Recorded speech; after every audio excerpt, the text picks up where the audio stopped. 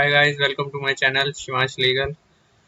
आज का हमारा टॉपिक है कंज्यूमर प्रोटेक्शन एक्ट का, और कैसे ये एनेक्टमेंट में आया और क्या क्या इसके फीचर्स सब्जेक्ट्स हैं और सेक्शंस इसके क्या हैं।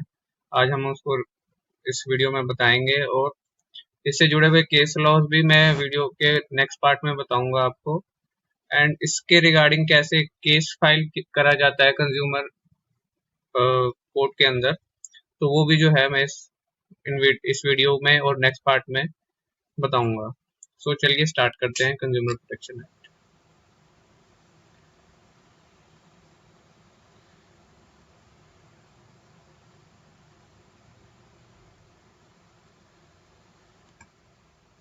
ये पब्लिश हुआ था 9 अगस्त से, मतलब ये जो है इसका ड्राफ्ट तैयार हुआ था 9 अगस्त 2019 में।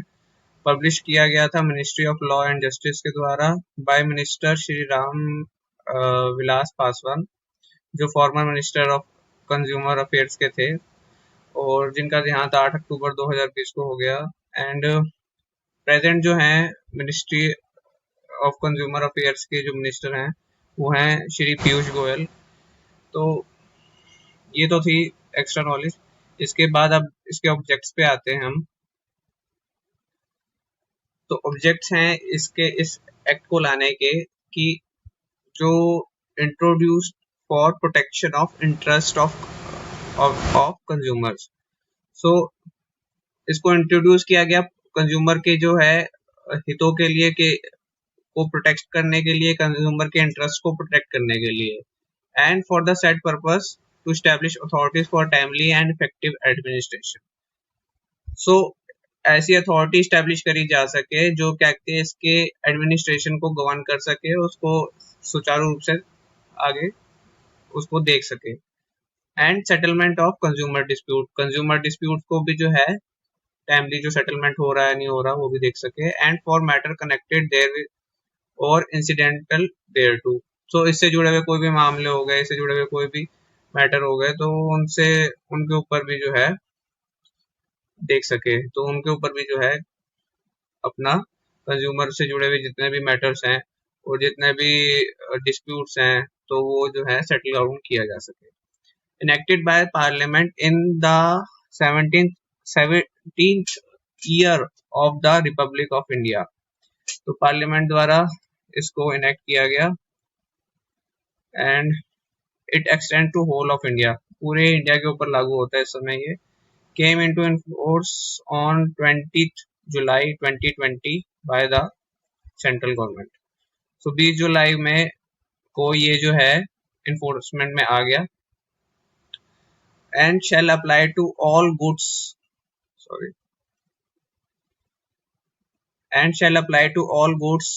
unless otherwise notified by the central government. No court fee is required to be paid to these forums, and there is no need to engage a lawyer to present the case. ये goods and service से related कोई भी matter होंगे तो आप consumer court में जा सकते हैं, और इसका उद्देश्य भी यही था कि कंज्यूमर के जो है सेटलमेंट करना, कंज्यूमर के जो डिस्प्यूट्स हैं। तो गुड्स एंड सर्विसेज, अगर आप कोई कंज्यूमर या आप एज अ कंज्यूमर कंज्यूम कर रहे हैं गुड्स किसी भी कंपनी की, या कहीं से भी आपने खरीदी है, या कहीं से भी आप सर्विस ले रहे हैं, और आप उनसे मतलब जो उन्होंने बोला था वैसी वो चीजें नहीं निकलती हैं, तो उसके रिगार्डिंग आप अगर कोई डिस्प्यूट खड़ा होता है तो आप इस रिडर्सल फॉर्म में जाके अपना केस फाइल कर सकते हैं। तो इसमें कोर्ट फी जो है नहीं लगेगी प्रेजेंट में। अब आज की डेट में ये ऑनलाइन भी हो गया है, तो मैं भी वो भी चीज आपको बताऊंगा ऑनलाइन कैसे फाइल होता है। तो चलिए अब आगे देखते हैं। इसके इंट्रोडक्शन में मैंने केवी टेम्पटर की भी बात की है। तो इंट्रोडक्शन में केवी टेम्पटर क्यों लाया, तो मैं उसका रीजन बता देता हूँ। क्योंकि हम यहाँ पे जो गुड्स एंड सर्विसेज की बात कर रहे हैं, तो केवी टेम्पटर हमें पता होना चाहिए। तो ये क्या कहता है कि केवी टेम्पटर ये कहता है, रूल ये कहता है कि let the buyer be aware. तो ये कहता है कि बायर जो है वो, खरीदार जो है वो अवेयर रहे। बट यहाँ पे कंज्यूमर प्रोटेक्शन एक्ट के अंडर कंज्यूमर जो है वो वही किंग है, तो यहाँ पे वो अप्लाई नहीं होता। ठीक है। Then because of unfair and deceptive practice such as selling of defective और sub standard goods, charging exorbitant prices, misrepresenting the efficiency or usefulness of goods, negligence as to the safety standard etc. So कुछ ऐसी practices हो रही थी कि जो consumer के against थी, मतलब उनको सुपीरियर गुड्स जो है प्रोवाइड क्वालिटी की गुड्स नहीं मिल रही थी, उन्हें बहुत ही इंफीरियर क्वालिटी की गुड्स मिल रही थी, अनफेयर जो वो प्राइस दे रहे थे, ऐसी प्रैक्टिसेस हो रही थी जो अनफेयर थी, जो वो प्राइस दे रहे थे उसके बदले उनको जो है अच्छी चीज नहीं मिल रही थी। तो कंज्यूमर को यहाँ पे किंग समझा गया है और उनकी जो है मदद करने के लिए एक तरीके से ये बात करते हैं यहाँ पे इस एक्ट के अंदर। सो चार्जिंग एक्सॉर्बिटेंट प्राइसेस, मतलब बहुत ही ज्यादा प्राइस ले लिया किसी चीज का, कोई चीज 10 रुपए की थी वो 20 रुपए में ले ली उसके। और मिस रिप्रेजेंटिंग द एफिशिएंसी और यूजफुलनेस ऑफ गुड्स, मतलब यूजफुलनेस मतलब आपको बताया कि ये जो पेन है ये आपका कहते खत्म ही नहीं होगा, चलता ही जाएगा चलता ही जाएगा, और ऐसी कोई चीज मतलब गुड्स के रिगार्डिंग मिस रिप्रेजेंट किया, तो वो जो है मिस रिप्रेजेंट उसके रिगार्डिंग अगर कुछ ऐसा किया कि मतलब कोई गुड्स ऐसी दी कि मतलब बताया कुछ और निकला कुछ, तो वो है मिस रिप्रेजेंट में आ जाता है। तो और negligence as to safety standard, safety standard नहीं देखे गए जब चीज बनाई गई, तो उसके अंदर सेफ्टी स्टैंडर्ड जो होने चाहिए थे वो नहीं है, जैसे कार होती है तो अब उसमें सेफ्टी स्टैंडर्ड्स जो हैं वो भी एक तरह की गुड्स में ही आ जाती है। और अगर उससे मतलब जो सेफ्टी स्टैंडर्ड्स होने चाहिए थे, मान लो कि आपका जो आपने गाड़ी खरीदी तो उसमें आपने सारी चीजें ओके होनी चाहिए, रेस क्लच ब्रेक सब एक्यूरेट काम कर रहा होना चाहिए, उसमें अगर कोई नेग्लिजेंस होती है कंपनी की तरफ से तो जो सेलर है उसको उसको नेगोशिएट करके उसको खत्म करना चाहिए। तो ये चीज है, अगर तब भी नहीं करता तो फिर तो चांस यही है ना कि कंज्यूमर के पास ऑप्शन क्या बचता है, वो कोर्ट जाएगा। तो वो जो है वो कौन से कोर्ट में जाएगा, वो जाएगा कंज्यूमर कोर्ट में। The government understood the need to protect consumer from unscrupulous suppliers and several laws have been made for this purpose. तो मैंने जैसे आपको बताया कि इस तरह के लोग जो हैं कुछ ऐसे सप्लायर होते हैं, कुछ ऐसे मैन्युफैक्चरर्स होते हैं जो कहते हैं कंज्यूमर को गलत चीजें प्रोवाइड कर देते हैं, और इसको प्रोटेक्ट करने के लिए, कंज्यूमर को प्रोटेक्ट करने के लिए गवर्नमेंट ने लॉ बनाए, इस तरह की प्रैक्टिसेस ना हो। तो कौन कौन से वो एक्ट हैं? The Indian contract act, the sale of goods act, the dangerous drugs act, the Indian standard institution certification marks act, the prevention of food adulteration act, the standards of weight and measures act.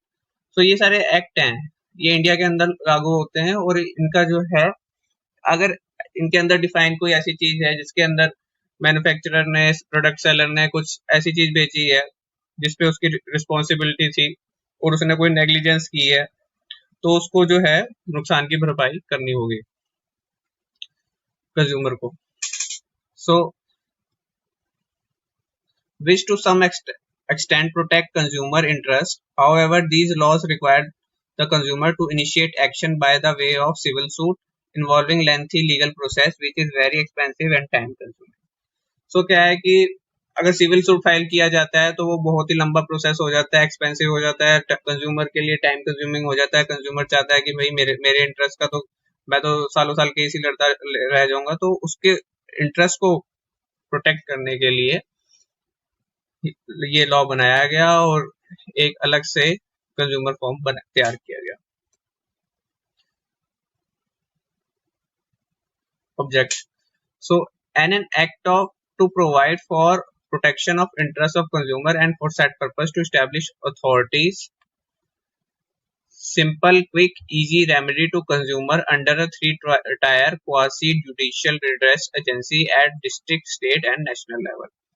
So क्या किया गया, authority बनाई गई district state और national level के ऊपर। It provide for better protection of interest of consumer, consumer के बेहतर तरीके से इंटरेस्ट को प्रोटेक्ट किया जाए, तो ये क्वासी जुडिशियल बनाई गई।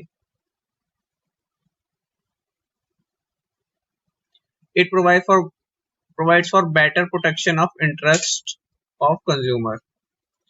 तो ये तो हम देख चुके हैं. For that purpose, to make provision for establishment of consumer councils and other authority for settlement of consumer disputes and the matter connected therewith.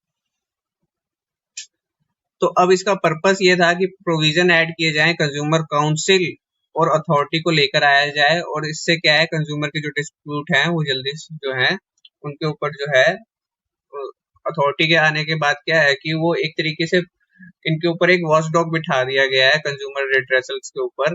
जो भी मतलब अथॉरिटी हैं, तो अगर आप एज अ कंज्यूमर है, आपका कंज्यूमर फॉर्म में गए अपना केस लेके, तो उनके ऊपर भी अथॉरिटी बैठी हुई है. वो भी देखते रहते हैं टाइम टू टाइम कि जो नीचे जो अपना कंज्यूमर फॉर्म है, वो कंज्यूमर कोर्ट है, वो अच्छे से काम कर रहे हैं, सेटलमेंट हो रहा है, डिस्प्यूट्स का नहीं हो रहा, तो भी वो चीजें भी देखी जाती हैं. तो अब ये चीज हो गई है. The Act has provided a machinery whereby consumer can file their complaints, which will be entertained by the consumer forms with special power, so that the action can be taken against erring suppliers, and the possible compensation may be awarded to consumer for the hardship he has undergone. So क्या है कि एक machinery तैयार करनी थी consumer के लिए, consumer की कंप्लेंट्स को कंज्यूमर फॉर्म में जहाँ एंटरटेन किया जा सके, और जो सप्लायर्स हैं और जो जिनके अगेंस्ट एक्शन लेना है, ऐसे सप्लायर्स के अगेंस्ट, और ऐसे जिन्होंने क्या कहते हैं कंज्यूमर के जो राइट्स हैं उनको मतलब एक तरीके से प्रोटेक्ट नहीं किया है, और उनके कंज्यूमर के साथ मतलब उनके कंज्यूमर के साथ जो है अनफेयर ट्रेड प्रैक्टिस की है, तो उसके लिए जो है ये तैयार किया गया है, मशीनरी तैयार की गई है. It attempts to remove the helplessness of consumer which he faces against powerful companies and business.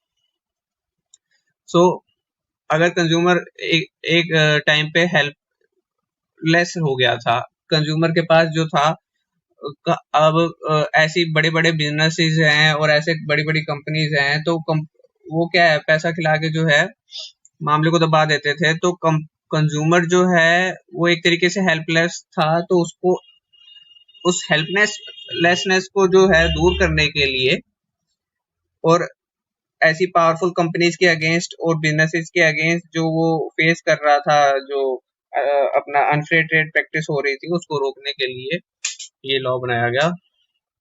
Now we understand that the Consumer Protection Act provides means to protect consumer from getting cheated, harassed by suppliers. So वो cheated ना हो सके, harass ना किया जा सके supplier के द्वारा, तो ये एक्ट बनाया गया. बात इतनी है, कंक्लूजन यही है, ये इस एक्ट को बनाने का उद्देश्य यही था कि कंज्यूमर को प्रोटेक्ट किया जा सके. अब मेन चीजें जो है यहाँ से स्टार्ट होती हैं डेफिनेशन से. तो definition exam point of view से भी बहुत वैल्यू रखती हैं, और इसमें से ही क्वेश्चंस आ जाते हैं कि ये डेफिनेशन इसमें फॉल करता है या नहीं करता.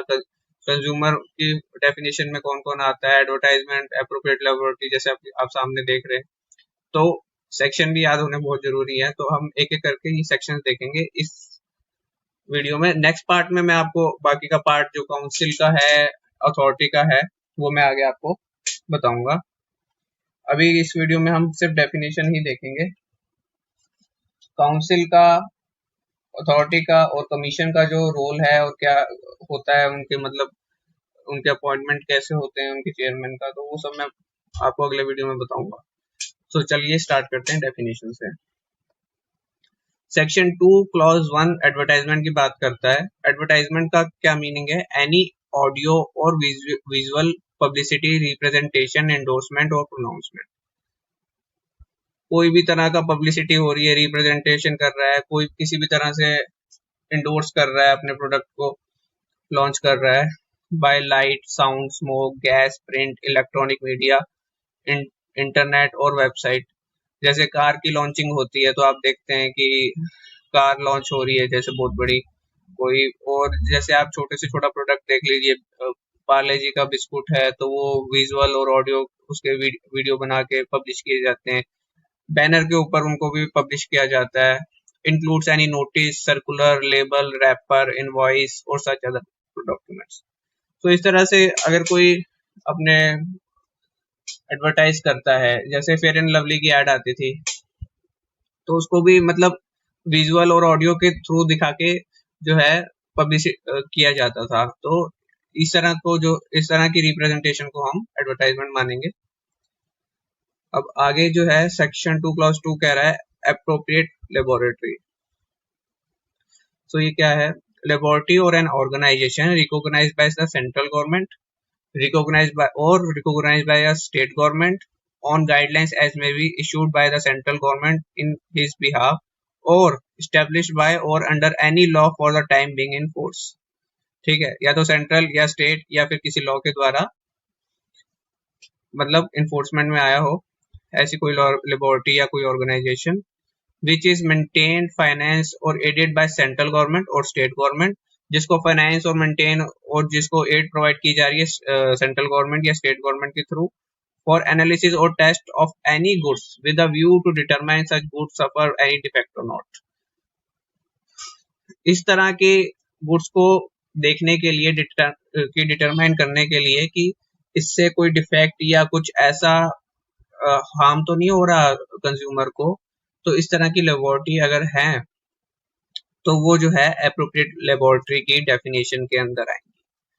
ठीक है, इसका भी काफी बड़ा रोल है। अब जैसे कोर्ट में केस चलता है तो एप्रोप्रिएट लेबोरेटरी में क्या होता है कि कोर्ट में केस चला, आपने बोला कि ये जो है अपना डिफेक्टिव गुड मेरे को दी गई है जी, तो कोर्ट क्या करती है, अगर कोर्ट को लगता है कि ये जो गुड्स हैं इसकी जांच होनी चाहिए तो वो एप्रोप्रिएट लेबोरेटरी में उस चीज की जांच की जाती है। और हाँ, अगर लगता है कोर्ट और फिर रिपोर्ट आती है और रिपोर्ट का भी टाइमलाइन होता है, और रिपोर्ट अगर उस टाइमलाइन के अंदर आ जाती है, कोर्ट को हैंड ओवर कर दी जाती है, तो फिर कोर्ट देखती है कि रिपोर्ट में अगर तो दे रखा है कि डिफेक्टिव है तो फिर कंपनसेशन मिलेगा, और फिर नहीं तो फिर और अदर भी चीजें देखी जाती हैं। वो तो बात हो गई कोर्ट की। अब बात करते हैं ब्रांच ऑफिस की। एक सेकेंड। तो ब्रांच ऑफिस कौन सा होगा? ब्रांच ऑफिस की डेफिनेशन क्या आएगा? 2 क्लॉज 3 सेक्शन 2 क्लॉज 3 ये बात करता है ब्रांच ऑफिस की। एनी ऑफिस और place of work described as a branch by the establishment. कोई भी ऐसा ऑफिस, कोई भी ऐसा प्लेस ऑफ वर्क जो ब्रांच हो, एज अ ब्रांच जो खोला गया हो, और any establishment carrying on either the same or substantially the same activity carried on by the head office of the establishment। Head office के द्वारा किसी सब्सटेंशियल एक्टिविटी को करने के लिए या उसी के काम को करने के लिए, मोटा मोटा ये मान लो कि उसी का कोई काम है दूसरी स्टेट में, अगर कोई उसने ब्रांच खोली है तो उसको हम ब्रांच ऑफिस मानेंगे उसका। ठीक है, जहाँ पे वो काम कर रहे हैं, जहाँ पे उसके एम्प्लॉय है। सो ये वैसे आपको मैं बता देता हूँ कि अथॉरिटी के लिए हो सकता है, और छोटे छोटे ब्रांच ऑफिस खोल दिए जाते हैं जहाँ कंज्यूमर के जो हैं कमीशन जो हैं वो देखती हैं, अपना सेटलमेंट करती हैं मैटर्स को। सो सेक्शन 2 क्लॉज 4 जो है सेंट्रल अथॉरिटी जो है की बात करता है। सेंट्रल अथॉरिटी क्या है? Means the centre consumer protection authority. इसकी फुल फॉर्म है सेंट्रल कंज्यूमर प्रोटेक्शन अथॉरिटी। ध्यान से देख लीजिए क्योंकि ये हो सकता है आपके एग्जाम में या कहीं किसी कंपटीशन एग्जाम में आ जाए। तो means the central consumer protection authority CCPA establish under section 10। उसको हम आगे देखेंगे। खैर अभी बात करते हैं कंप्लेनेंट। कंप्लेनेंट का मीनिंग क्या है? सेक्शन 2 क्लॉज 5 बात करता है कंप्लेनेंट की। सो पहला जो है कंज्यूमर खुद, अ कंज्यूमर। सेकंड जो है एनी वॉलंटरी कंज्यूमर एसोसिएशन जो रजिस्टर्ड है किसी लॉ के अंदर for a time being in force. So any registered होनी चाहिए वो भैया। वॉलंटियर मतलब वॉलंटियर कर रहा हो कंज्यूमर, मतलब कंज्यूमर जो है के बिहाफ से मतलब कोई एसोसिएशन आ गई है और वो रजिस्टर्ड होनी चाहिए। बट द सेंट्रल गवर्नमेंट और एनी स्टेट गवर्नमेंट कंप्लेनेंट बन के जो है इसमें जा सकते हैं कमीशन के अंदर। द सेंट्रल अथॉरिटी खुद भी कंप्लेंट फाइल कर सकती है कंप्लेनेंट बन के। वन और मोर कंज्यूमर्स, एक या एक से ज्यादा consumer, where there are numerous consumer have the same interest, जहां बहुत सारे हैं उनका एक ही मतलब इंटरेस्ट है, किसी एक ही मामले से जुड़े हुए बहुत सारे कंज्यूमर है। मतलब मान लो कि कोई दवाई रिलीज हुई मार्केट के अंदर और वो जो दवाई है वो बहुत ही मतलब डिफेक्टिव है, उसमें मतलब रिएक्शन हो रहा है, लोग अगर वो खा के उनको क्या बीमार पड़ रहे हैं, ऐसी कोई दवाई है। तो अब ये सारे कंज्यूमर जो हैं, अब इनको एक ही चीज से तो हो रहा है ना, एक ही चीज है, एक ही ड्रग है जिनसे ये बीमार पड़े हैं, तो ये सारे मिलके भी जो है केस इकट्ठे फाइल कर सकते हैं। In case of death of consumer, अब ये 6 पॉइंट है, in case of death of consumer his legal higher और लीगल रिप्रेजेंटेटिव। अगर कंज्यूमर ने कोई चीज कंज्यूम की, मान लीजिए कोई ऐसी चीज कंज्यूम की, उसने कोई XYZ कोई भी चीज मान लो, और उससे क्या है कि वो उसकी जो है डेथ हो गई, तो फिर उसका लीगल हायर या लीगल रिप्रेजेंटेटिव जो भी होगा वो केस फाइल कर सकता है। In case of consumer being a minor, अगर माइनर है तो हिज पेरेंट और लीगल गार्जियन। अब मान लो कि जैसे माइनर होते हैं छोटे बच्चे, मान लो 18 साल से कम के सारे माइनर ही होते हैं, तो उनके भी यहाँ पे जो है उनका लीगल गार्डियन या पेरेंट जो है कंप्लेनेंट बन के केस फाइल कर सकता है।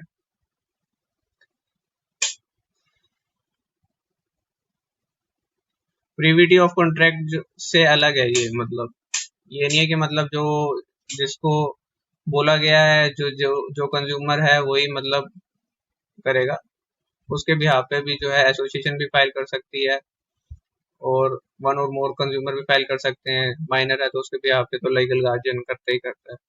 तो वो चीज तो है ही है। देन अब बात करते हैं 2 क्लॉज 6 की कंप्लेंट की। कंप्लेंट की करी जा सकती है, means any allegation in writing made by the complainant. Complainant की डेफिनेशन मैंने आपको बता दी ऊपर।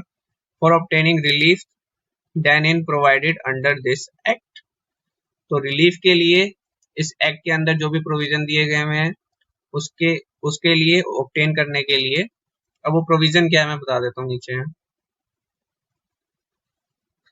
Unfair contract, unfair trade practice, restrictive trade practice, adopted by trader और सर्विस प्रोवाइडर। अब ये तीन बहुत हैवी वर्ड हैं, इनको हम आगे वाली डेफिनेशन के अंदर देखेंगे। अभी के लिए बस इतना जान लो कि अनफेयर कॉन्ट्रैक्ट मतलब ऐसा कोई कॉन्ट्रैक्ट हुआ था और कॉन्ट्रैक्ट जो था वो कंज्यूमर के जो है राइट्स को जो है एक तरीके से मतलब हानि पहुंचा रहा था, ऐसा कोई वो था। देन अनफेयर ट्रेड प्रैक्टिस थी, अनफेयर मतलब कॉन्ट्रैक्ट हुआ उसको भी ब्रीच कर रहा था, या फिर अनफेयर ट्रेड प्रैक्टिस थी मतलब जो चीज प्रैक्टिस एक ट्रेडर को नहीं करनी चाहिए, एक सर्विस प्रोवाइडर को नहीं करनी चाहिए। तो इस तरह की जो चीजें हैं अगर वो कोई कर रहा है, और अगर रिस्ट्रिक्ट ट्रेड प्रैक्टिस की डेफिनेशन के अंदर कोई ऐसी चीज आती है तो वो कंप्लेंट फाइल कर सकता है। सो गुड्स के अगर उसने बाय किए हैं तो गुड्स के अंदर क्या होगा, डिफेक्ट होगा, और सर्विस अगर ली है तो वो क्या होगी, डेफिशिएंसी होगी। अगर उसने बॉट की और एग्रीड हो गया और उसमें फिर बाद में कोई डिफेक्ट निकल के आ रहा है, या फिर सर्विस उसने कोई ली, हायर्ड की, अवेल की, एग्रीड की, और उसमें सर्विसेज में कोई कमी है, तो उसके अगेंस्ट भी जो है कंप्लेंट फाइल कर सकता है।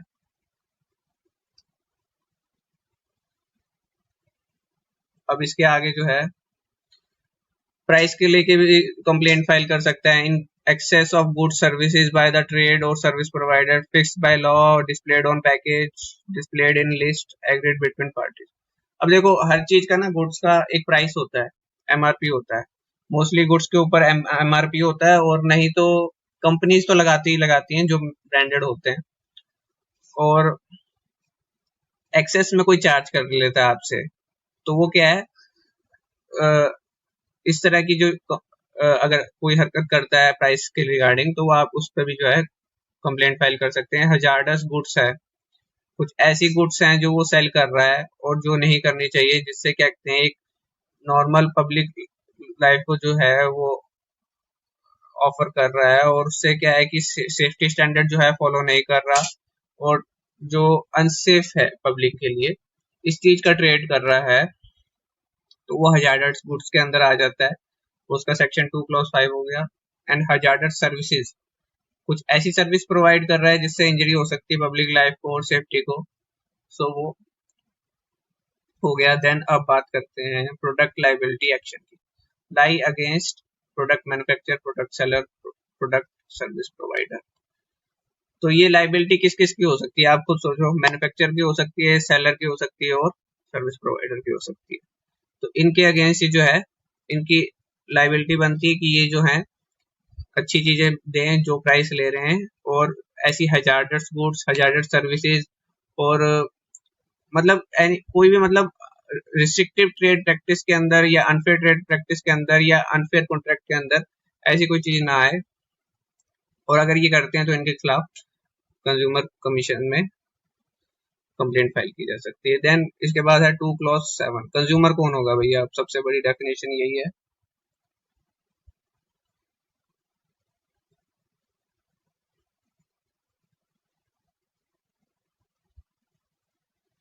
सो कंज्यूमर 2 क्लॉज 7 में आ रहा है, means any person buy any goods for consideration which has been paid or promised or partly paid and partly promised or under any system of deferred payment। देखो सीधी सीधी बात है, ठीक है।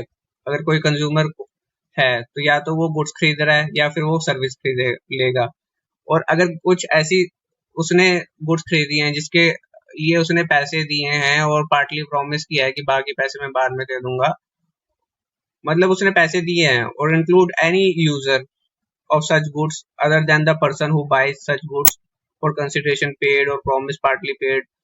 ये इसमें वो भी इंक्लूडेड हो जाए जो यूजर है उस गुड्स का, जिसने उसको यूज किया है। अब जैसे मान लो कि बेबी फूड आता है, बेबी मिल्क का पाउडर आता है, तो उसमें बाय तो उसकी मदर ही करेगी या फादर करेंगे, बट पिएगा कौन, उसका यूजर कौन है, तो उसका एंड यूजर तो कोई और है ना, तो वो पर्सन भी जो है फाइल कर सकता है। बट माइनर के केस में जो है लीगल गार्जियन हो जाता है। बट अब मैं मेजर हूँ और मेरे फादर ने गुड्स खरीदी, तो और मैं यूजर हूँ उस गुड्स का, तो अगर वो गुड्स डिफेक्टिव निकलती हैं तो उसमें मैं भी कंज्यूमर की डेफिनेशन में आ गया, और मैं जो है केस फाइल कर सकता हूँ, ठीक है। But does not include a person who obtains such good for resale और फॉर एनी कमर्शियल पर्पस। तो अब इसमें कौन इंक्लूडेड नहीं है, एक ऐसा पर्सन जो गुड्स को आगे रीसेल करने वाला था और आगे जो है कमर्शियल पर्पस में यूज करने वाला था, तो फिर भैया वो नहीं जा सकता, वो कंज्यूमर की डेफिनेशन में नहीं आता, कंज्यूमर प्रोटेक्शन एक्ट का बेनिफिट नहीं ले पाएगा।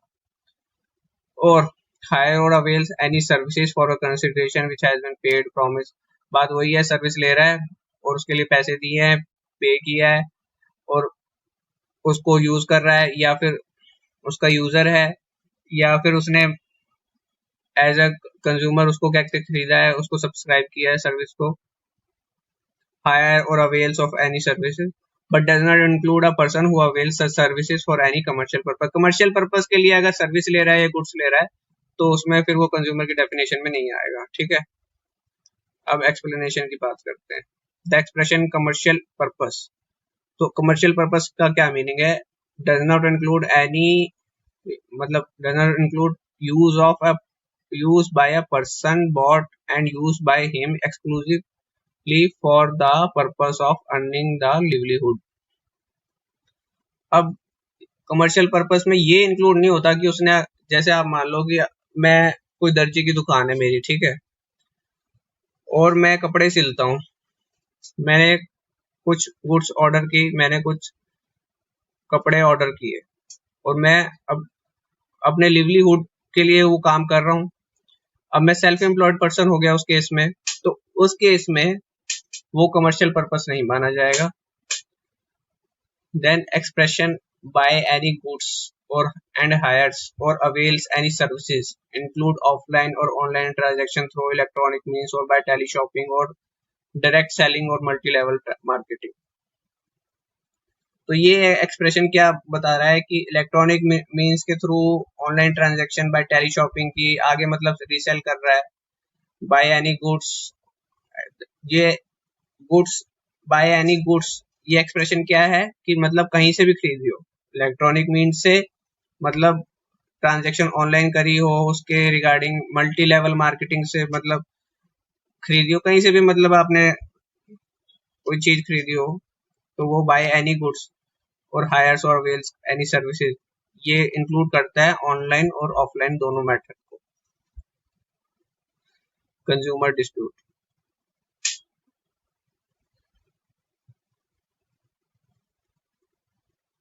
means a dispute where the person against whom a complaint has been made denies or dispute the allegation contained in the complaint।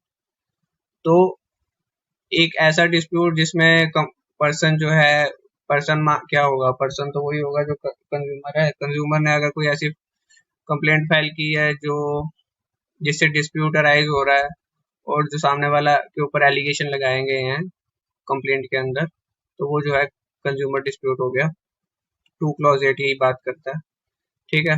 अब कंज्यूमर राइट्स 2 क्लॉज 9 जो है राइट्स की बात कर रहा है, ठीक है। अब राइट जो है प्रोटेक्टेड है against the marketing of goods, products और services which are hazardous to life. अब कुछ ऐसी चीजें हैं जो अब कंज्यूमर की लाइफ को जो है मतलब हजार्डस हैं लाइफ के लिए और उसकी प्रॉपर्टी के लिए हजार्डस हैं। कुछ ऐसी गुड्स उसने खरीदी हैं जिससे उसकी प्रॉपर्टी को जो है नुकसान पहुंच सकता है। तो कंज्यूमर के पास ये राइट है कि वो अपना केस फाइल कर सके इनके against. The right to be informed है उसके पास, उसको जानने का पूरा अधिकार है। क्वालिटी, क्वांटिटी, प्योरिटी, पोटेंशियंसी, उसकी standard price of goods, products और services to protect consumer from unfair trade practice, ठीक है। यूटीपी लिखा हुआ है मैंने शॉर्ट फॉर्म में। अब इन दोनों में क्या नया एडिशन है, right to file complaint from anywhere, कहीं से भी फाइल कर सकता है भैया। अब नए वाले के अंदर ये जो 2020 के अंदर जो एनफोर्समेंट में आया है और 2019 का बोलते हैं हम इसको वैसे, तो कहीं से भी केस फाइल जो किया जा सकता है। Right to seek compensation under product liability. Product liability किस किस की है मैंने आपको बताया था, मैन्युफैक्चरर की, सेलर की। तो इनके लाइबिलिटी है तो इनको कंपनसेशन देना होगा, ठीक है। कंपनसेशन मांग सकता है अगर कोई डैमेज होता है। Right to be assured whenever possible access to variety of goods, products or services at a competitive price। तो उसको ये अश्योरिटी मिलनी चाहिए, उसको इन्फॉर्म किया जाना चाहिए, उसको प्रोटेक्ट करने के लिए ये सब किया गया है। और उसको अश्योरिटी मिलनी चाहिए कि उसके जो गुड्स उसको जो दिया जा रहा है, उसको सेल किया जा रहा है, उस पे उसको जो है एक अच्छा रेट पे दिए गए हैं। Right to protect consumer as a class, consumer को जो है एक क्लास मान के जो है प्रोटेक्ट किया गया है। और the right to be heard है उसके पास, उसको सुना जाने का अधिकार, उसकी सुनवाई होनी चाहिए। Consumer interest will receive due consideration at appropriate forum. So consumer को सुना जाए तो उसको अपनी बात रख सके तो वो कमीशन में जा सकता है। अब इसमें नया ऐड क्या किया गया, right to seek a hearing using video conferencing. अब मामला जो है ऑनलाइन हो गया तो वीडियो कॉन्फ्रेंसिंग के थ्रू भी जो है उसको अपने केस की सुनवाई वीडियो कॉन्फ्रेंसिंग के थ्रू कर सकते हैं। कहीं जाने की जरूरत नहीं है, कोर्ट जाने की, कमीशन में जाने की जरूरत नहीं है।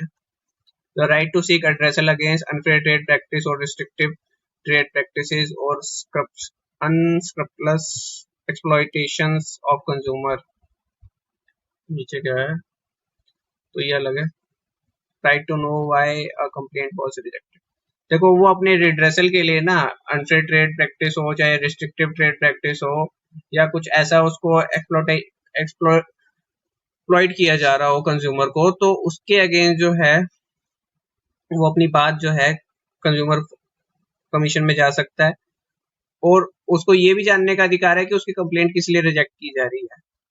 अब कुछ कंज्यूमर को नहीं पता होता कि हाँ, कुछ पर्सन्स को नहीं पता होता कि उसकी रिजेक्ट क्यों की गई, तो उसको ये भी जानने का अधिकार है। The right to consumer awareness, consumer को के पास ये भी राइट है कि उसको अवेयर किया जाए, उसको बताया जाए, ठीक है, उसके उसके राइट्स के बारे में उसको बताया जाना चाहिए। Then defect.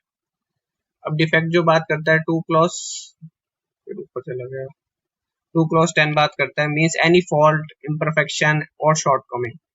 तो आपने कोई चीज खरीदी, उसमें कोई फॉल्ट आया, इम्परफेक्शन है, मतलब प्रॉपरली काम नहीं कर रही, तो in the quality, quantity, potency, purity और standard which is required to be maintained by और any under any law for the time being in force or under any contract express or implied or as is claimed by the trader in any manner whatsoever in relation to any goods or product and the expression defective shall be construed accordingly. So quality और quantity, पोटेंशियंसी जो है उसकी जो बरकरार होनी चाहिए, उसमें अगर कुछ ऐसा कमी निकल आती है या उसके स्टैंडर्ड्स ऐसे जो हैं खराब हैं और जो कॉन्ट्रैक्ट के अंदर डिफाइन की गई थी वो उसको नहीं देखा गया, उसको दरकिनार कर दिया गया, और जो जिसके लिए जो ट्रेडर ने जो चीज बेची है वो जो है डिफेक्टिव है, जो प्रोडक्ट बेचा है वो डिफेक्टिव है और इसकी डेफिनेशन के अंदर फॉल्टी या इम्परफेक्शन है और सही तरीके से काम नहीं कर रही चीज, तो वो हम उसको डिफेक्ट मानेंगे। अब डेफिशिएंसी क्या है? देखो, डिफेक्ट होता है गुड्स के अंदर होता है, डेफिशिएंसी होती है सर्विसेज के अंदर। ये चीज मैं पहले भी क्लियर कर चुका हूँ।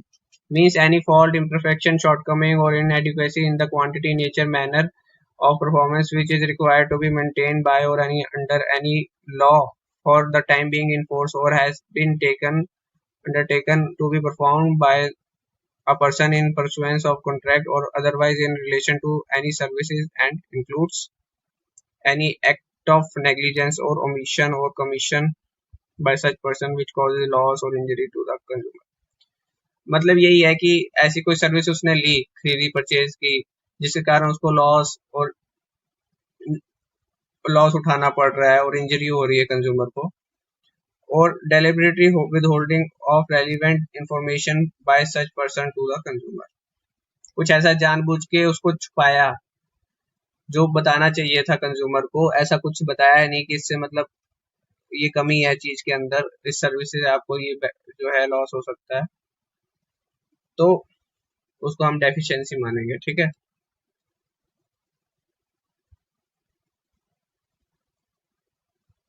Design 2 clause 12 in relation to a product means it the intended or known physical and material characteristics of such product and includes any intended or known formulation or content of such product and the usual result of the intent, manufacturing or other process used to produce such product. So design हम क्या मानेंगे? कुछ ऐसा material और physical character है product का जिसके through उसको मैन्युफैक्चर करके जो ऐसा कोई ऐसी चीज तैयार की गई है जो, अब मैं से मान लो कि ऐसा कुछ डिजाइन है, गाड़ी का कोई डिजाइन है, तो वो मैन्युफैक्चर के थ्रू मैन्युफैक्चरिंग की गई है, रिजल्ट किसका है? वो मैन्युफैक्चरिंग का है, और वो क्या है? प्रोडक्ट जो है उसमें करेक्टरिस्टिक्स हैं, उसकी फिजिकल करेक्टरिस्टिक्स हैं, मटेरियल करेक्टरिस्टिक्स हैं, उसकी कुछ ऐसी विशेषताएं हैं, डिजाइन है उसका, कुछ ऐसा खास डिजाइन है, तो उसको हम डिजाइन की बात कर रहे हैं। तो यहाँ पे वो डिजाइन की जो है कैटेगरी में आ गया, डिजाइन की जो है डेफिनेशन में आ गया कि ऐसी कोई फिजिकल करेक्टरिस्टिक है या मटेरियलिस्टिक करेक्टरिस्टिक है किसी प्रोडक्ट की, और जो जिसको तैयार किया गया है, बनाया गया है मैन्युफैक्चरिंग के द्वारा, सो वो हो गया डिजाइन, ठीक है। डायरेक्ट सेलिंग 2 क्लॉज 13 के अंदर आ रहा है, ध्यान रखिएगा इसको भी, ये भी इम्पोर्टेंट है। मींस मार्केटिंग, डिस्ट्रीब्यूशन और सेल्स ऑफ गुड्स और provisions of services through a network of seller other than through a permanent retail location. अब कुछ ऐसे भी होते हैं डायरेक्ट सेलर भी होते हैं, तो डायरेक्ट सेल करते हैं जो, तो उसको डायरेक्ट सेलिंग क्या होता है? मार्केटिंग, डिस्ट्रीब्यूशन, इस तरह से गुड्स को मतलब सीधा जो है एक नेटवर्क होता है सेलर का, तो वो जो है परमानेंट रिटेल लोकेशन के थ्रू ना, रिटेलर के थ्रू ना बेच के सीधा जो है अपना एक अपने नेटवर्क के थ्रू बेच रहा है, डायरेक्ट सेल कर रहा है, तो वो डायरेक्ट सेलिंग के उसमें आ जाएगा डेफिनेशन में। Director general means the director general appointed by the subsection 2 clause of section 15। तो 2 clause 14 ये बात कर रहा है डायरेक्टर जनरल की, तो 2 clause 15 के अंदर जो सबसेक्शन है अपना 2 का, तो उसके अंदर अगर कोई डायरेक्टर अपॉइंट किया जा रहा है जनरल, तो उसको हम डायरेक्टर जनरल मानेंगे। डिस्ट्रिक्ट कमीशन क्या है 2 clause 15 में, means a district commission dispute redressal commission established under subsection 1 of section 28। तो डिस्ट्रिक्ट लेवल पे होती है, मैंने आपको बताया स्टेट लेवल पे होती है और नेशनल लेवल पे होती है। डिस्ट्रिक्ट कमीशन जो डेफिनेशन है वो 2 clause 15 के अंदर दे रखी है, उसमें ये बता रखा है कि सेक्शन 28 के अंदर जो स्टैब्लिश की गई है उसको हम district consumer disputes redressal commission बोलेंगे, ठीक है। ई कॉमर्स क्या है, सेक्शन 2 clause 16 बता रहा है ई कॉमर्स मीन्स बाइंग और सेलिंग ऑफ गुड्स और services including digital product over digital और इलेक्ट्रॉनिक नेटवर्क। डिजिटल या इलेक्ट्रॉनिक नेटवर्क के ऊपर कोई गुड्स और सर्विसेज बेच रहा है। अब मान लो जियो की तो सर्विस हो गई, जियो आपको नेटवर्क प्रोवाइड करता है, और गुड्स में आप मान लो कि हम जैसे डेली नीड्स की कोई गुड्स खरीद रहे हैं फ्लिपकार्ट से, अमेजोन से, तो वो ई कॉमर्स वेबसाइट होगी, तो वहां से आप अगर कुछ खरीदो तो वो ई कॉमर्स में आ गया। इलेक्ट्रॉनिक सर्विस प्रोवाइडर 2 clause 17 बात करता है इलेक्ट्रॉनिक सर्विस प्रोवाइडर कौन है, means a person who provides technology or processes to enable a product seller to engage in advertising or selling goods or services to a consumer and includes any online marketplace or online auction site, Amazon, Flipkart, Myntra, etc। So ये electronic service provider हैं, इनके through जो है जो service provider है जो आपको जो है इलेक्ट्रॉनिक मीडियम के थ्रू आपको जो चीजें मिल रही हैं घर बैठे बैठे।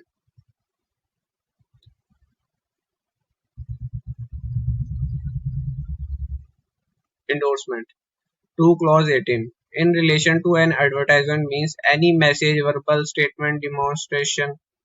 तो क्या एंडोर्समेंट क्या होता है, किसी चीज का मैसेज वर्बली या स्टेटमेंट के थ्रू या डिमॉन्स्ट्रेशन के थ्रू, और depiction of the name, signature, likeness और other identifiable personal characteristics of an individual, celebrity, advertisement, signature, मतलब इंडोर्स कर रहा है किसी चीज को।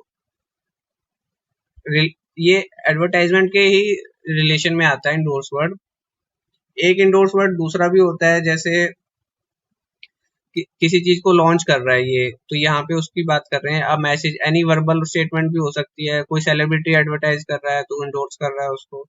तो डिपिक्शन ऑफ अ नेम और सील ऑफ एनी इंस्टीट्यूशन और organisation which makes the consumer to believe that it reflects the opinion, finding and और experience of the person making such endorsement. Label of company हो गया, किसी company का label लगा हुआ है, तो वो क्या है, कंपनी उसको इंडोर्स कर रही है, कंपनी का नाम उसके साथ जुड़ा हुआ है। कोई बड़ा सेलिब्रिटी है, वो उसकी एड कर रहा है, एडवर्टाइज कर रहा है, तो वो उसको क्या कर रहा है, इंडोर्स कर रहा है, सिग्नेचर कर रहा है नीचे अपने किसी प्रोडक्ट के ऊपर, लेबलिंग के थ्रू उसके ऊपर सिग्नेचर आ रहे हैं, किसी बैट के ऊपर सिग्नेचर आ रहे हैं, किसी कंपनी का बैट है उसको किसी खिलाड़ी के, किसी सेलिब्रिटी के सिग्नेचर है। सो ये सारी चीजें जो है इंडोर्समेंट में आती हैं।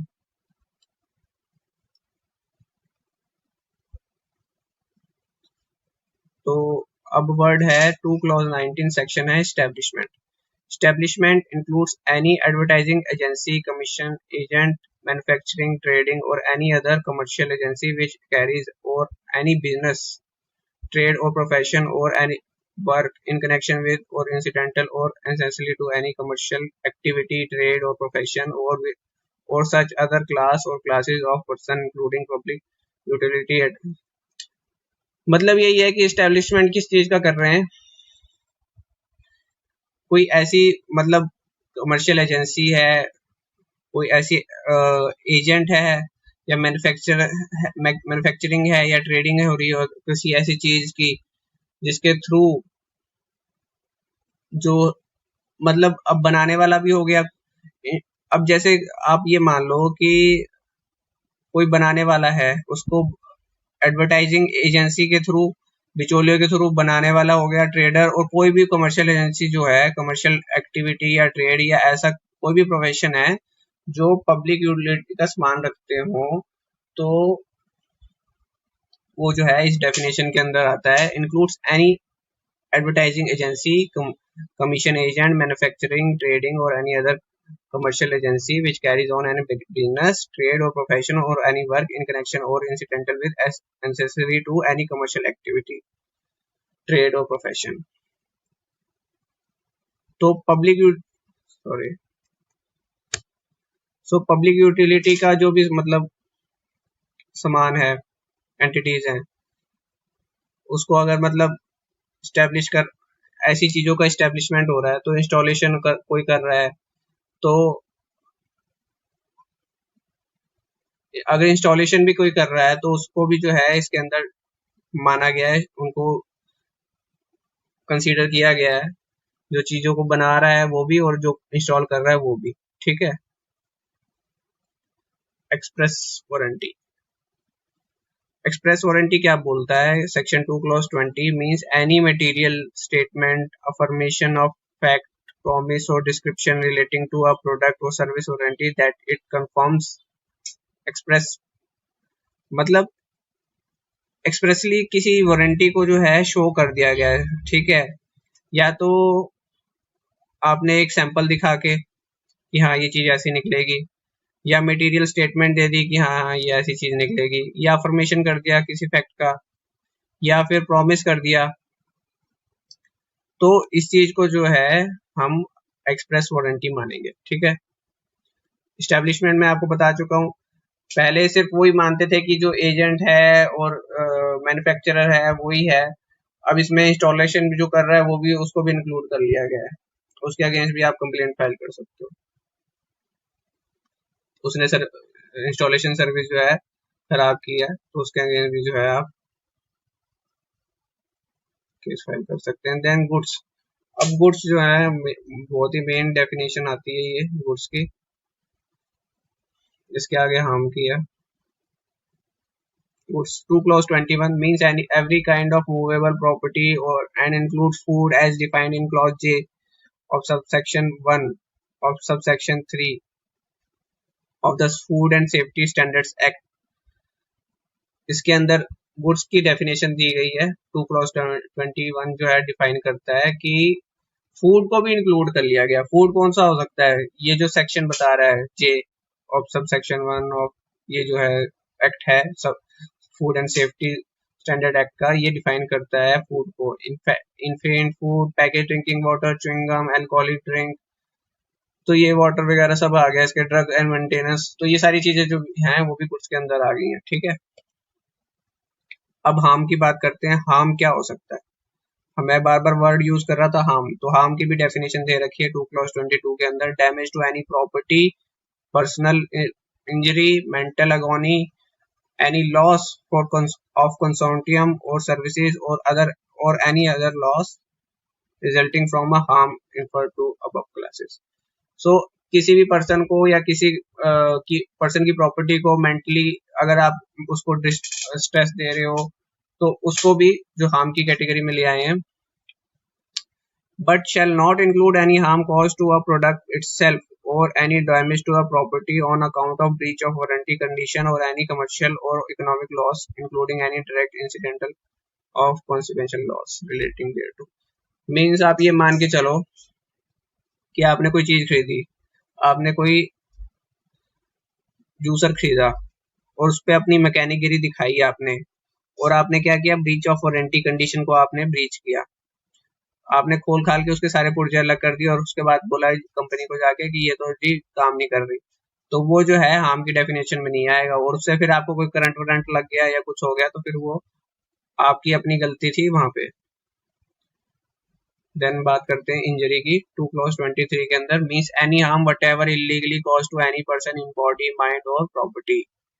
इंजरी उसको मानेंगे जो किसी पर्सन को हो रही है, किसी पर्सन की बॉडी को हो रही है, माइंड को हो रखा है, या फिर उसकी प्रॉपर्टी को हो रहा है। अब मान लीजिए कोई पर्सन है, उसका बैंक अकाउंट है और उसमें बैंक उसको सर्विस प्रोवाइड कर रहा है, तो बैंक के अंदर उसकी प्रॉपर्टी पड़ी हुई है, उसका जो पैसे पड़े हुए हैं, अगर उसको जो है बैंक अकाउंट का जो मैनेजर है या जो ब्रांच जो भी बैंक के कर्मचारी है, अगर उसका जो है पैसा निकाल लेता है या उसके साथ कुछ सर्विसेज नहीं पूरी नहीं दे पा रहा, या उसको टाइमली जो है पेंशन नहीं मिल पा रही, या कोई भी ऐसे जो चीज है जिससे उसको इंजरी हो रही है, तो वो जो है 2 क्लॉज 23 जो है इंजरी की बात करता है यहाँ पे मैन्युफैक्चरर। अब मैन्युफैक्चरर की बात करें तो 2 क्लॉज 24 के अंदर आ गया person who makes any goods और पार्ट देयर ऑफ और असेंबल्स एनी गुड्स और parts thereof made by others. तो मैन्युफैक्चरर कौन होगा? जो गुड्स को बना रहा हो, गुड्स को असेंबल कर रहा हो और उसके ऊपर अपना मार्क लगा रहा हो, पुट हिज ओन मार्क और एनी गुड्स, ठीक है, तो वो मैन्युफैक्चरर हो गया। Mediation,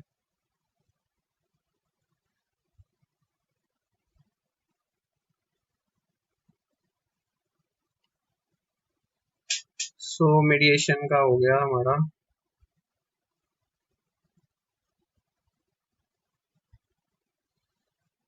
2 clause section 25 means any process by which a mediator mediates the consumer disputes। अब कंज्यूमर को जो केस हैं, उसको डिस्प्यूट हैं, उसको रिजॉल्व करने के लिए मीडिएशन भी लाया गया है। मीडिएशन क्या करता है, एक पर्सन अपॉइंट कर दिया जाता है एज अ मीडिएटर, वहां पे वो जो है उन दोनों के जो डिस्प्यूट है उसको सॉल्व कर दिया जाता है, कंज्यूमर का और जो भी मैन्युफैक्चरर है या सेलर है या जो भी सर्विस प्रोवाइडर है, उनके बीच जो है मैटर जो है सॉल्व कर सके। मीडिएटर की जो डेफिनेशन है सेक्शन 2 क्लॉज 26 है, means a mediator refer to section 25, तो वो सेक्शन 25 के अंदर रेफर कर रखा है, आगे देखेंगे उसको। मेंबर कौन होगा भैया? 2 क्लॉज 27 के अंदर इसकी बात करें, includes the president and a member of national commission और अ स्टेट कमीशन और a district commission as the case में भी। तो इनके मेंबर होते हैं, नेशनल कमीशन के भी मेंबर होगा, स्टेट कमीशन का भी होगा, डिस्ट्रिक्ट का भी होगा, तो वो मेंबर की डेफिनेशन में आएंगे। इंक्लूडिंग प्रेसिडेंट को भी मेंबर माना जाएगा। मिसलीडिंग एडवर्टाइजमेंट की बात करते हैं section 2 clause 28। In relation to any product or service means an advertisement which falsely describe, give a false guarantee, ऐसी कोई भी मतलब फॉल्सली मतलब रिप्रेजेंट कर रहा है, फॉल्स गारंटी दे रहा है, कन्वे एनी एक्सप्रेस और implied representation, deliberately conceal important information, जानबूझ के बोला कि हाँ कि ऐसा ऐसा हो जाएगा, आप इस चीज को यूज करो, एडवर्टाइज कर रहा है कोई ऐसा, तो वो जो है मिसलीडिंग एडवर्टाइजमेंट है, उसके खिलाफ भी एक्शन लेगी कमीशन। देन नेशनल कमीशन की बात करते हैं, 2 क्लॉज 29 बात करता है नेशनल कमीशन की। नेशनल कमीशन की फुल फॉर्म क्या है? National consumer disputes redressal commission establish under section 53 clause 1, वो भी आगे इसकी बात करेंगे। तो अभी तक के लिए तो इतना जान लीजिए, 29 जो है नेशनल कमीशन की बात कर रहा है। पर्सन, 2 क्लॉज 31 जो है पर्सन की बात करता है। पर्सन कौन कौन हो सकता है? ध्यान दीजिए, पर्सन की बात कर रहा हूँ, कंज्यूमर की बात नहीं कर रहा हूँ। पर्सन की डेफिनेशन अलग है, 2 क्लॉज 31 के अंदर आता है। तो पर्सन कौन है?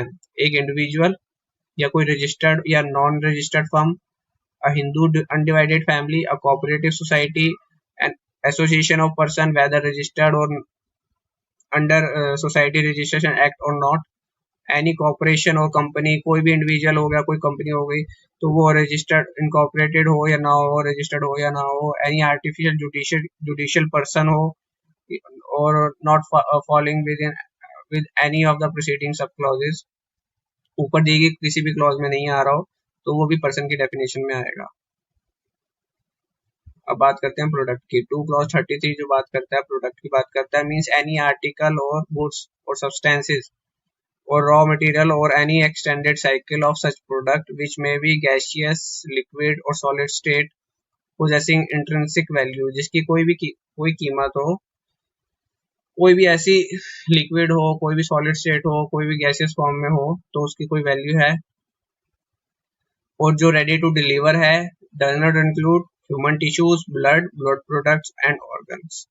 तो इनको जो है इंक्लूड नहीं किया गया प्रोडक्ट की डेफिनेशन में। इनसे रिलेटेड कोई मैटर है तो इसको लेके कंज्यूमर डिस्ट्रिक्ट कंज्यूमर कमीशन के अंदर नहीं जा सकते हैं, या फिर डिस्ट्रिक्ट कमीशन या जो भी हैं, तीनों टाइप की कमीशन के अंदर आप नहीं जा सकते। Include only made for the trade, for to trade और कॉमर्स। ट्रेड और कॉमर्स से रिलेटेड जो है उसी के को इंक्लूड कर रहा है। प्रोडक्ट लाइबिलिटी मैंने आपको बता दिया था पहले ही। प्रोडक्ट लाइबिलिटी किसकी होती है? मैन्युफैक्चरर की या सेलर की। of a product or service, or to compensation for any harm caused to the consumer by such defective product manufactured or sold, or by deficiency in services relating thereto। 2 clause 34 यही बात करता है product liability की। Product liability action, अब action कहाँ लिया जाएगा? District commission में, स्टेट कमीशन में या नेशनल कमीशन में जाएगा। एज द केस में भी for claiming compensation for harm cost to him. Consumer तो वहीं जाएगा ना, ठीक है। प्रोडक्ट मैन्युफैक्चरर, प्रोडक्ट मैन्युफैक्चरर जो है कौन होगा? Means a person who makes any product, assemble parts, put or causes to be put his own mark, or makes a product or sells, distributes, leases, install, prepare, packages, label, markets, repair, maintain such product, or is involved in placing such product for commercial purpose। के लिए भी अगर वो कुछ कर रहा है, design, produces, fabricates, constructs or remanufacture any product, being a product seller of a product। Product seller किसी प्रोडक्ट का जो उसकी मैन्युफैक्चरिंग भी करता है, तो वो भी जो है इसकी डेफिनेशन में आ गया प्रोडक्ट मैन्युफैक्चरर की, ठीक है। अब मारुति, नेस्ले, कोलगेट, ये तो आप जानते हैं मैन्युफैक्चर भी करते हैं और सेल भी करते हैं। प्रोडक्ट सेलर, प्रोडक्ट सेलर कौन होगा भैया? अब in relation to a product means a person who in the course of imports, sells, distribution, leases, install, prepare, packages, label, markets, repair or maintain, or involved in placing such product of for commercial purpose, includes a manufacturer who is also a product seller। Manufacture को भी include कर लेता है जो product को cell कर रहा है। मैंने आपको बता ही दिया इसका परफेक्ट एग्जांपल, कार मैन्युफैक्चरर जितने हो गए, जितने भी FMCG कंपनीज हैं, उसके मैन्युफैक्चरर भी हैं, वो उसको सेल भी करते हैं, ठीक है। includes a service provider but does not include a seller of immovable property unless a builder। तो उसको इंक्लूड नहीं करता। a provider of professional services, opinion, skill और सर्विसेज, इसको भी इंक्लूड नहीं करता ये। अब जैसे आप किसी वकील के पास जाते हैं तो उसको इंक्लूड नहीं कर रहा, प्रोफेशनल सर्विस में आ जाता है वो, तो उसको इंक्लूड नहीं कर रहा। a person who act only a financial capacity with respect to the sale of the product। तो फाइनेंशियल कैपेसिटी के अंदर अगर कोई प्रोडक्ट सेल कर रहा है और is not a manufacturer, wholesaler, distributor, retailer, direct seller or an electronic service provider, leases a product in which selection, possession, maintenance or operation of a product are controlled by a person other than the lessor। So service provider की definition में कौन include नहीं किया गया? जो person जो है अपना खुद का बिजनेस चला रहा है और खुद की मैन्युफैक्चरिंग नहीं है, उसकी खुद का वो नहीं है, वो लीज पे लेके आगे सेल कर रहा है, तो वो जो है मतलब आगे से आगे बेच रहा है, तो यही हो गया इसका। और इमूवेबल प्रॉपर्टी के केस में तो बिल्डर तो है कि बिल्डर को भी इंक्लूड कर लिया गया है सर्विस प्रोवाइडर में, लेकिन कोई और प्रॉपर्टी बेच रहा है जैसे कोई ओनर है तो उसको नहीं इंक्लूड किया गया। Product service provider, product service provider in relation to a product, which means a person who provides any service in respect of such product। अगर कोई प्रोडक्ट आप खरीदते हैं और उसका कोई प्रोवाइडर उसको जो प्रोवाइड कर रहा है, जैसे डैन हो गया और जियो का नेटवर्क हो गया, हैथवे का नेटवर्क हो गया, तो वो सर्विस प्रोवाइडर है वहां पे जो पर्सन आपको दे रहा है सर्विस। अब रिस्ट्रिक्टिव ट्रेड प्रैक्टिस की बात करते हैं। 2 clause 41 वीडियो काफी लंबा हो रहा है तो अब हम इसको जल्दी कवर करेंगे, पर ये इंपॉर्टेंट डेफिनेशन है, इसको देखिए, आप ध्यान से देखिए। Means a trade practice which tends to bring about manipulation of price or its condition of delivery, or to affect flow of supplies in the market relating to goods or services in such a manner as to impose on the consumer unjustified cost or restriction and include delayed beyond the period agreed। मतलब आप ये मान लो कोई ऐसा price दिया जो unjustified है, या फिर जो जिस टाइम पे गुड्स को सप्लाई करना था वो उसमें डिले कर दिया, जो सर्विस प्रोवाइड करनी थी उसमें जो है डिले हो गया, कंडीशन जो थी कि कहते हैं बाइंग और हायर की जो थी वो सर्विस की या गुड्स की वो जो है फुलफिल नहीं की, तो वो रिस्ट्रिक्टिव ट्रेड प्रैक्टिस के अंदर आ जाता है। अगर ऐसा कोई सर्विस प्रोवाइडर ऐसा कोई काम करता है तो कंज्यूमर को अनजस्टिफाइड कॉस्ट देनी पड़ रही है, जिसके लिए जिससे उसको जो लॉस हो रहा है, तो ये जो है रिस्ट्रिक्टिव ट्रेड प्रैक्टिस के अंदर आ गया। अब सर्विस क्या है? Any description which is made available to potential user and includes banking, finance. Service कौन सी हो सकती है? बैंकिंग की, फाइनेंसिंग की, इंश्योरेंस की, ट्रांसपोर्ट, इलेक्ट्रिसिटी सप्लाई की, टेलीकॉम की, बोर्डिंग और लॉजिंग की। जैसे आपके सर्विस होती है, जैसे आप ट्रेन पकड़नी है आपको, जैसे कहीं, तो वो स्टेशन से पकड़ोगे, बोर्ड वहीं से होएगी, या कोई प्लेन में अगर आप सफर करने जा रहे हो तो उसकी भी बोर्डिंग होती है, तो वो भी सर्विस प्रोवाइड की जाती है। उसमें अगर कोई डेफिशिएंसी होगी तो वो वैसे तो वो सर्विस की डेफिनेशन में आएगी। हाउस कंस्ट्रक्शन हो गया तो वो भी सर्विस के उसमें आ गया। एंटरटेनमेंट, अम्यूजमेंट, न्यूज और अदर इंफॉर्मेशन। बट क्या इंक्लूड नहीं कर रहे? फ्री ऑफ चार्ज कोई अगर सर्विस आपको प्रोवाइड की जा रही है जिसका आपको जो आपके कॉन्ट्रैक्ट में नहीं थी, जो आपको फ्री ऑफ चार्ज दी जा रही है, तो उसको लेके आप कोर्ट में कमीशन में नहीं जा सकते। देन अब बात करते हैं कॉन्ट्रैक्ट ऑफ पर्सनल सर्विसेज। कोई पर्सनल सर्विसेज थी, मास्टर सर्वेंट वाला रूल था, प्रोफेशनल सर्विसेज थी, उनको इंक्लूड नहीं किया गया, नॉट इंक्लूडेड। अब मान लो, अब सुपीरियर गुड्स कौन सी होती हैं? 2 क्लॉज 43 उसी की बात करता है। कुछ ऐसी गुड्स हैं जो जेन्युइन ना होके उसके अंदर कुछ फॉल्स आ रहा है, फॉल्स क्लेम किया गया है, मतलब सुपीरियर्स वो है नकली, एक तरीके से सुपीरियर्स वही हुई जो नकली है, जेन्युइननेस नहीं है उसके अंदर, जो कंपनी की जो जेन्युइन चीज होती है वो नहीं है, तो वो क्या है? नकली चीज है। सुपीरियर गुड्स की डेफिनेशन के अंदर आती है। एंड स्टेट कमीशन आती है 2 क्लॉज 44 के अंदर। स्टेट कमीशन ऊपर मैंने आपको बता चुका हूँ, नेशनल का और डिस्ट्रिक्ट का, ये स्टेट की डेफिनेशन में आ रहा है। स्टेट कमीशन की डेफिनेशन में ये आ रहा है, state consumer dispute redressal commission established under section 42 clause 1। तो ये भी ध्यान में रखने वाली डेफिनेशन है। Unfair contract. देन इसके बाद 2 डेफिनेशन हो रहे हैं, देन हमारा वीडियो कंप्लीट हो जाएगा, पहला पार्ट कंप्लीट हो जाएगा। Means a contract between a manufacturer और trader or service provider as on one hand and a consumer on other hand, having such terms which cause significant change in the rights of such consumer, including the following। means contract हुआ manufacturer, trade या service provider के एक तरफ ये है और दूसरी तरफ कौन है? कंज्यूमर है।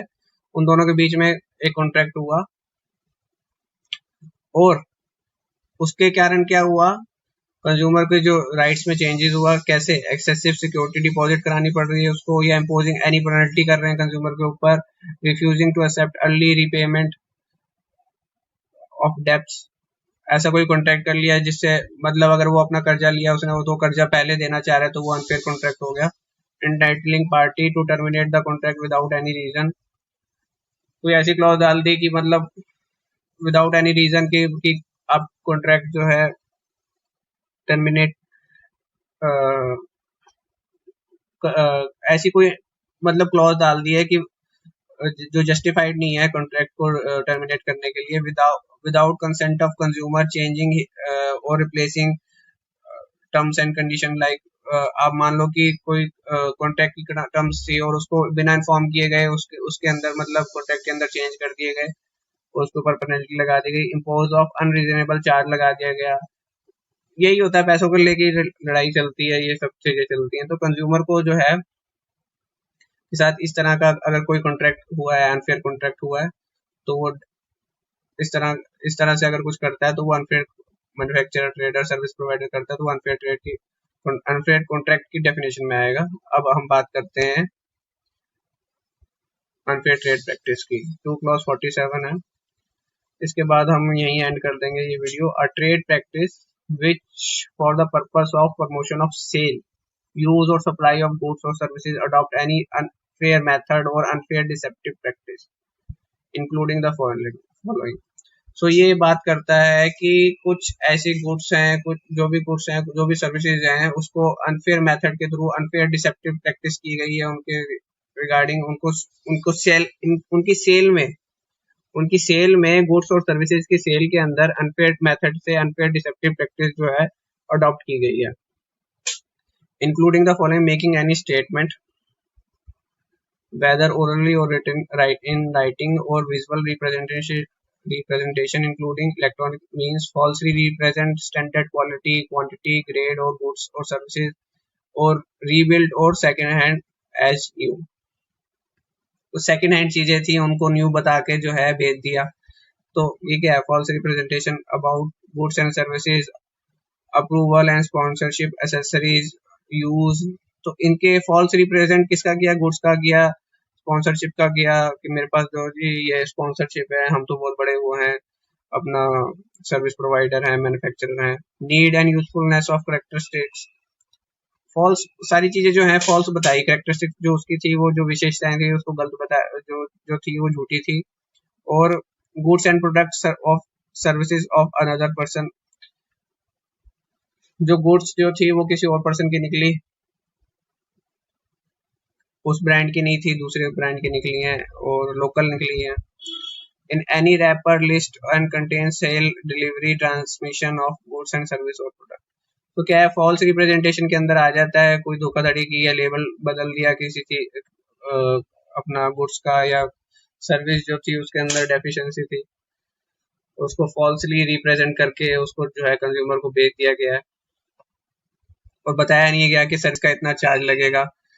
बैंक में अगर आप अकाउंट ओपन करने जाते हैं तो कुछ काफी पहले ऐसा होते थे कि मतलब बैंक एम्प्लॉयज जो हैं अपने टारगेट पूरे करने के लिए सर्विस के चार्ज के बारे में नहीं बताते थे, कहते थे ये फ्री ऑफ कॉस्ट है। तो ऐसी कोई फॉल्स रिप्रेजेंटेशन किया जा रहा है तो वो इसके डेफिनेशन के अंदर आ गया अनफेयर ट्रेड प्रैक्टिस की। Permitting publication of advertisement for sale और supply at bargain price which is not intended to be offered for sale, price different from price offered in ordinary course. So क्या है कि advertisement किया ऐसा कुछ दिखाया कि हाँ हम सस्ते प्राइस पे दे रहे हैं, पर जो प्राइस था उसका बहुत ही मतलब ज्यादा लगा लिया, उसको बाद में बताया गया कि हाँ ये चार्ज भी लगेगा। अनफेयर ट्रेड प्रैक्टिस के अंदर आ गया permitting gifts, prizes, contest, lottery with the intention of not providing, मतलब ऐसे कोई गिफ्ट देने का वादा किया गया और दिए नहीं, उनका इंटेंशन नहीं है। Withholding of final result of any contest. So बताया कुछ और करा कुछ, सीधी बात है। Permitting sale of supply of goods below standard, so ऐसी कोई गुड्स जो है बिलो स्टैंडर्ड की प्रोवाइड करी गई। Competent authority relating to such goods, तो अथॉरिटी ने कुछ ऐसे स्टैंडर्ड दिए गए थे, उनको जो है दरकिनार कर दिया गया, तो उसको रिगार्डिंग भी जो है वो अनफेयर ट्रेड प्रैक्टिस ही मानी जाएगी। Permitting hoarding, destruction, refusal to sale for purpose of increasing price और cost of goods and services. So क्या किया कि जो जिनका प्राइस ज्यादा था उनको कम कीमत पे देने से मना कर दिया गया, सेल करने से ही मना कर दिया, और जिस एग्रीड अमाउंट पे थे वो भी उसको मना कर दिया गया, पहले एग्री किया और फिर बाद में मना कर दिया। मैन्युफैक्चरिंग ऑफ सुपीरियर गुड्स को जो है मैन्युफैक्चर किया। Not issuing bill, cash memo, और इसे पक्का बिल देने से मना कर रहा है, तब भी उसके खिलाफ जाया जा सकता है। Refusing to take back defective goods to withdraw deficient services। तो क्या कर रहा है, डिफेक्टिव गुड्स जो है अपना जो है लेने से वापस लेने से मना कर रहा है, और डेफिशिएंट सर्विसेज हैं तो उसको विड्रॉ करने से, उसके बदले पैसे देने से जो है मना कर रहा है। Disclosure of personal information of consumer to other, ऐसा कुछ कर रहा है कि मतलब जो उसको नहीं करना चाहिए था, कंज्यूमर की जो है इंफॉर्मेशन जो है शेयर कर रहा है। तो इस वीडियो में वो सारी जो था हमारा इतना ही था। आगे की वीडियो में हम देखेंगे काउंसिल, अथॉरिटी एंड कमीशन। अब मैं जाते जाते एक ये चार्ट दिखा देता हूँ आपको। तो ये चार्ट था, आज हमने ये सब कवर कर लिया। ऊपर वाला पार्ट, कंज्यूमर कौन है, उसके राइट्स क्या हैं, कंप्लेंट क्या होती है, कंप्लेनेंट बन जाता है कंज्यूमर, कंज्यूमर कौन, कंज्यूमर जो है कंप्लेंट करता है, और कंप्लेनेंट भी कौन हो सकता है, कंज्यूमर हो सकता है, उसके भी यहाँ पे और भी कोई हो सकता है, अथॉरिटी हो सकती है रजिस्टर्ड। और इसलिए कंप्लेंट करेगा, डिफेक्ट अगर होगा किसके अंदर, एफिशिएंट अपना प्रोडक्ट के अंदर, या फिर डेफिशिएंसी होगी सर्विसेज के अंदर, और मैन्युफैक्चरर